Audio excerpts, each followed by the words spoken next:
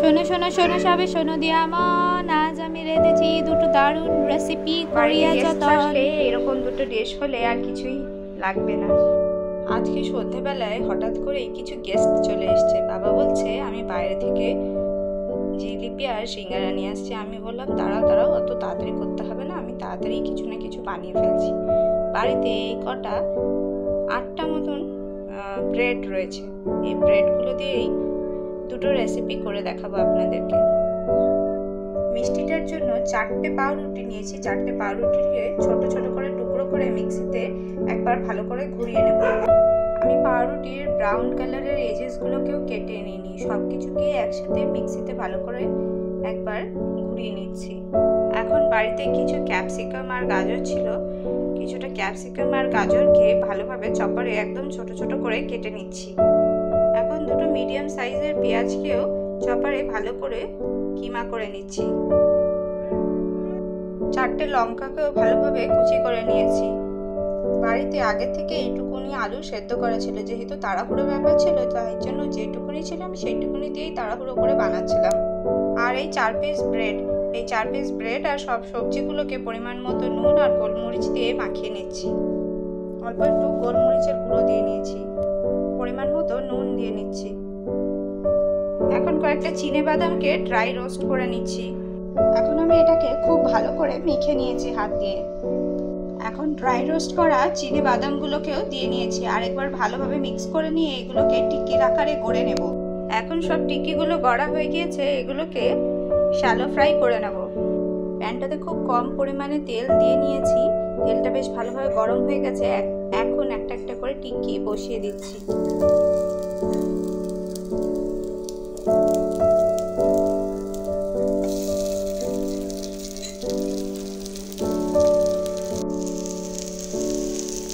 এখন আমি সব টিক্কিগুলোই বসে নিয়েছি, দুপাশটা ভালোভাবে গোল্ডেন ব্রাউন অবধি সেঁকে নেব।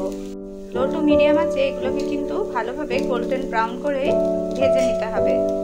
এখন একটা প্যানে 1 চামচ মতন ঘি নিয়ে নিয়েছি, ঘিটা দিয়ে নিচ্ছি। এখন ওই ঘিটা ভালোভাবে মেল্ট হয়ে গেছে, এখন পাউরুটি যে গুঁড়ো করে নিয়েছিলাম সেটা দিয়ে নিচ্ছি। এখন ঘিয়েতে এটাকে ভালোভাবে ভাজা করে নেব। এখন কড়াইয়ের মাঝখানটা ফাঁকা করে নিয়ে অল্প একটু ঘি দিয়ে নিয়ে কাজু আর কিশমিশগুলোকে ভাজা করে নিচ্ছি। এটা আমার ভাজা হয়ে গিয়েছে, খুব হালকা বাদামি রং চলে এসছে। আমি যেহেতু এই মিষ্টিটা মিষ্টি দেওয়া এবং মিষ্টি ছাড়া বানাচ্ছি, তার জন্য এর থেকে কিছুটা মিশ্রণ আমি আলাদা একটা বাটিতে নিয়ে নিচ্ছি।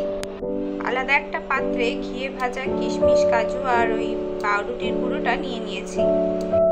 এখন এই মিশ্রণটার মধ্যে পরিমাণ মতো চিনি দিয়ে নিয়েছি, কিছুটা আমন্ড আর ছোট এলাচ গুঁড়ো এর মধ্যে দিয়ে নিচ্ছি, আর কিছুটাই মিষ্টি ছাড়াটার মধ্যেও দিয়ে নিচ্ছি।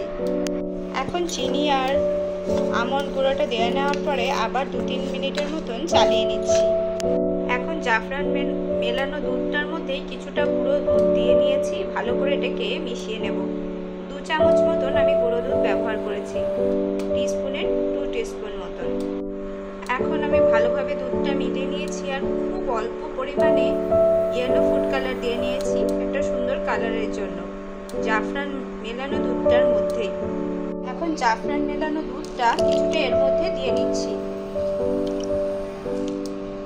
আর বাদ বাকিটা এই মিষ্টিটার যেটার মধ্যে চিনি ব্যবহার করেছি তার মধ্যেও দিয়ে নিচ্ছি। এবারে আগে থেকে জাল করে নেওয়া দুধও দিয়ে নিচ্ছি, আমি গরুর দুধ ব্যবহার করেছি। দেওয়ার পরে খুব ভালো করে মিশিয়ে নেব।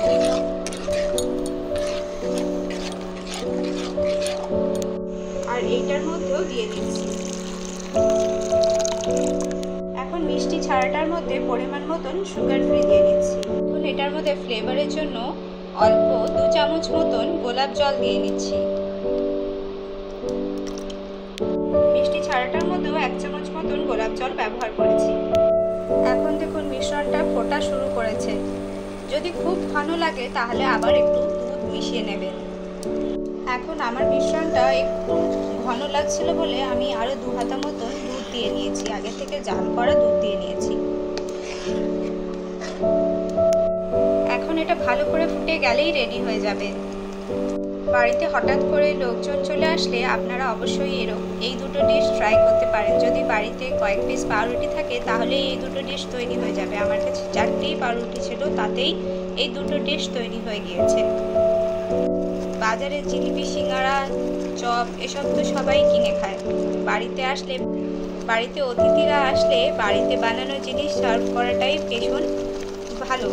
তাই জন্যই বাবাকে না বলে এই দুটো রেসিপি তাড়াহুড়ো করে তৈরি করেছি। জানি না কতটা ভালো লেগেছে, এখন তাদের রিভিউই বলতে পারবে যে এটা কতটা ভালো হয়েছে। এখন এটা সুন্দর করে তৈরি হয়ে গিয়েছে, আমি নামিয়ে নিচ্ছি। এখন মিষ্টি ছাড়াটাও আমি জালে বসিয়ে দিয়েছি, ভালোভাবে ফুটে গিয়েছে। একবার আমি কম আঁচে রেখে নিয়েছি। এই দুটো ডিশই ট্রাই করার অনুরোধ রইল এবং কমেন্টে অবশ্যই জানাবেন যে কেমন হয়েছে।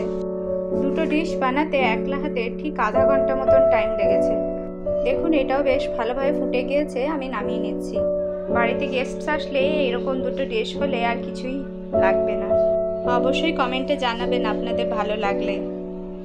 এরকমই আরও নতুন রেসিপি দেখতে আমাদের চ্যানেলটি অবশ্যই সাবস্ক্রাইব করে রাখবেন। পাশে থাকা বেল আইকনটিতে প্রেস করে দেখবার জন্য অনেক ধন্যবাদ। বাড়িতে আসা অতিথিদের সত্যিই ভীষণ ভালো লেগেছে। আপনারাও অবশ্যই ট্রাই করে কমেন্টে জানাবেন।